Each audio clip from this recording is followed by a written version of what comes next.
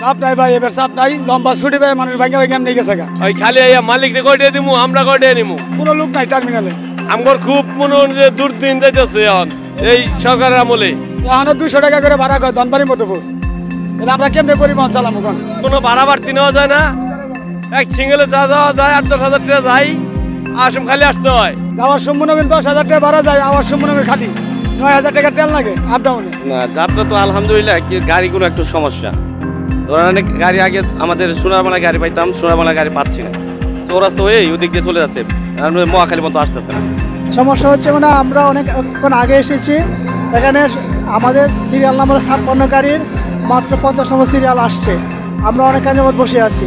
না আসে কারণ কি এটা বলতে পারতেছে, সবাই বলতেছে যে আপনার এই যে গাড়ি যানজটে কোনো কিছু বলতেছে না। সবাইকে আমাদের কাউন্টার থেকে বলে দিয়েছে যে সোনারবাংলার যে আপনি চৌরাস্তা চলে যান, চৌরাস্তা থেকে ওদিকে গাড়ি চলতেছে। যারা গাড়ির দায়িত্বে আছে, কাউন্টারম্যান যারা আছে তারা বলতে পারবে কেন এই হজবড় অবস্থা।